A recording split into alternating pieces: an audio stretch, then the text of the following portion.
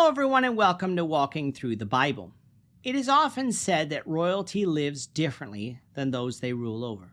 Sure, they have money, land, and a title, but even the style of life that they live is different. They almost exclusively only marry within nobility. The reigning monarch often has mistresses that as long as they don't interfere with the issues of state, are largely tolerated even by the queen. They are simply allowed to do things that would land other people in serious trouble.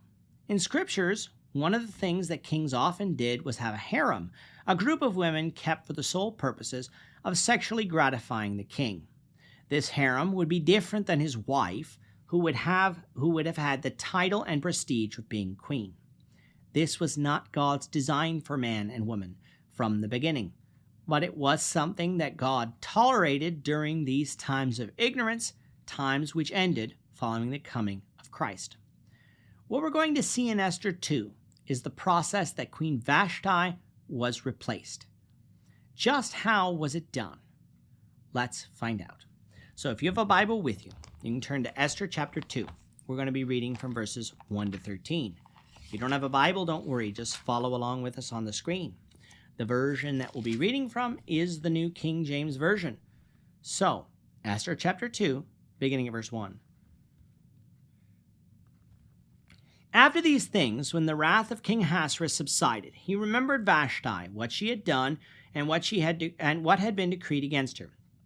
Then the king's servants who attended him said, "Let beautiful young virgins be sought for the king, and let the king appoint officers in all the provinces of his kingdom, that they may gather all the beautiful young virgins to Shushan the citadel, in the women's quarters, under the custody of Haggai, the king's eunuch, custodian of the women. And let beauty preparations be given them. Then let the young woman who pleases the king be queen instead of Vashti." This thing pleased the king, and he did so.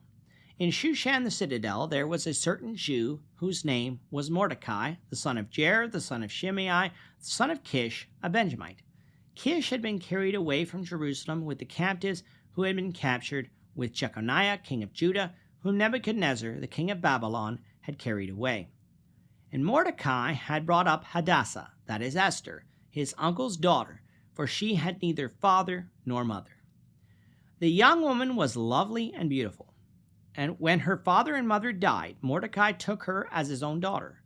So it was, when the king's command and decree were heard, and when many young women were gathered at Shushan the citadel, under the custody of Haggai, that Esther also was taken to the king's palace, into the care of Haggai, the custodian of the women. Now the young woman pleased him, and she obtained his favor, so he readily gave beauty preparations to her besides her allowance. Then 7 choice maidservants were provided for her from the king's palace, and he moved her and her maidservants to the best place in the house of women. Esther had not revealed her people or family, for Mordecai had charged her not to reveal it. And every day Mordecai paced in front of the court of the women's quarters to learn of Esther's welfare and what was happening to her. At the end of chapter 1, Vashti was demoted from being queen, losing her title because she would not, in essence, become a stripper at one of her husband's drunken parties. Placing that party in the 3rd year of the reign of Ahasuerus meant that we're in about 43 to 42 BC. The year of note is important, for history would record that Ahasuerus, who we identify as Xerxes I, would spend the better part of 4 years away fighting the Greeks after this. Thus, when we get to later on in the chapter and are given another date, it will further solidify our conclusion that Ahasuerus is Xerxes I. Unfortunately for Ahasuerus, though, decisions made while drunk are often regretted later, and his demotion of Vashti was no different. And what makes it worse? Because of the law of the Medes and Persians could not be altered, Ahasuerus couldn't even change his mind once the edict was made. Thus, he had to pay the price for making an edict in haste and while being drunk. It appears from the solution proposed by his servants, however, that Ahasuerus wasn't regretful because he necessarily loved Vashti, though that certainly could have been part of it, but because his sexual needs were not being met. The reason that this conclusion is drawn is because what was proposed was that beautiful virgins be rounded up throughout the land and brought one by one to the king for a night in his bed, so that he could choose the one to replace Vashti as queen. Now, a commoner wouldn't be allowed to do this. In fact, they would be ridiculed for even suggesting it. But the king, he can do what he wants. The method used to get these women is that, first of all, they must be virgins. That is, never before married women who have never had sex before. At that time, virginity was much more prized than it is today, and so if a woman wasn't a virgin before getting married, and she wasn't a widow, she may never have been able to get married. For the king, he wasn't going to take someone deemed promiscuous as his wife, and so that's why virgins were sought. These women also had to be beautiful to the eyes, because the whole goal was to replace Vashti, a beautiful woman, and so only a beautiful woman would do. So an edict of the king went out, and officers were appointed who would scour out the provinces of Persia for women who might fit this description. Now, before any comments are left about the appropriateness or misogyny of this practice, for it treated women like cattle and property, there is no argument from me in that regard. Nor did God command Ahasuerus to do this. The Bible contains stories of evil men doing evil things, and sometimes women were abused by evil men doing evil things. The Bible is simply reporting on what happened, not what should have happened. But there is an overall lesson that we can learn from this too. God can accomplish his righteous purpose through the evil actions of men and women. Those who put Jesus to death were told that they were murderers on the day of Pentecost, and yet God accomplished his righteous purpose of saving mankind through that evil act. He didn't force anyone to commit the evil act, but he orchestrated history so that the people who would do those evil acts were in a situation where they would do what they wanted to do anyways, act evilly. We're going to see God raise up Esther for a purpose, and the way that that was accomplished was through the evil act of this king of Persia. Speaking of Esther, in Susa, we're introduced to her here in chapter 2. She, of course, is a Jew who, with her Jewish name being Hadassah, but her mother and father both died when she was young. Her cousin Mordecai raised her as his own daughter, with Mordecai being a Benjamite, whose ancestors were taken captive during the second wave of Babylonian captivity in the days of Jehoiachin. That means that by this time, Mordecai's family had been in captivity for about 110 years. Esther herself was lovely and beautiful to behold, and as a virgin would have fit the description of who the king was looking for nicely. And so when the king's officers came a-knocking, as it were, Esther was taken. Now, of course, being Jewish, that might not have been desired by the Persian king, but Mordecai told Esther not to reveal that to the officers. Now, why might that be? Well, first of all, we must look at it from a heritage standpoint. If she had revealed that she was Jewish, she might have opened herself up to persecution because of prejudice. We must remember that prejudice against one nation or another still exists today, and as Christians, we must avoid such. But it is hard, as mankind often divides ourselves based on nationality, skin color, and class.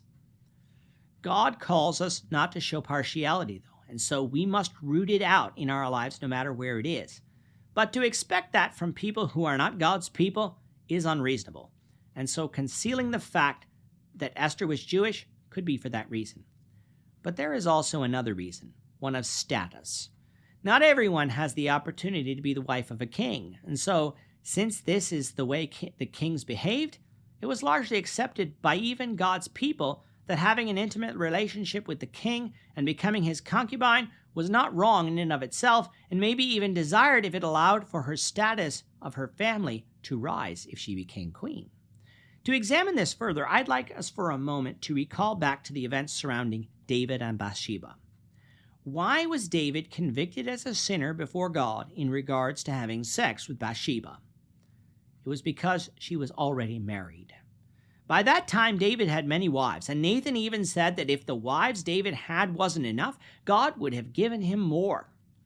But David stole another man's wife, committed adultery with her, and then murdered the husband in order to cover it up. If Bathsheba would have been an unmarried virgin, the story may not have even been in the Bible, but it was because of the gravity of David's sin. Let's therefore not look at the actions of Esther and Mordecai with a New Testament lens, under where this type of relationship that is being entered to would be fornication and would be sinful. These are different times, and God chose to overlook this type of behavior before Christ because of the hardness of man's heart. He doesn't do that today, so that's something we need to be warned of. But Esther revealing that she was Jewish might jeopardize her becoming queen, so perhaps this too is the reason Mordecai told her not to say anything. Mordecai knew what Esther being taken meant, and so did Esther for that matter. But that didn't mean that Mordecai and Esther actively sought this or even desired this. It was happening, and there was little they could do to stop it. But that didn't mean that Mordecai stopped caring for Esther, for he often paced in front of the court of the women's quarters to learn about Esther's welfare. As for Esther, the eunuch who was in charge of the virgins noticed the beauty of Esther and her potential, so much so that he gave her extra beauty preparations, something we'll discuss in the next lesson. He gave her 7 choice maidservants taken from the king's household, as well as the best quarters for her and her maidservants. Things were looking up for Esther. The question is, would Ahasuerus be pleased with her? We'll find that out, the Lord willing, in the next lesson. With that, our time is up for today. Tomorrow is Family Day in Ontario, Canada, so we will be taking a one-day break and return on Tuesday, February 18th, 2025. When we return, the Lord willing, we hope you'll join us for our discussion of Esther chapter 2, verses 14 to 23, as we continue our walk through the Bible, one verse at a time. We thank you for watching Walking Through the Bible today. If you have any questions or comments, you can leave them below.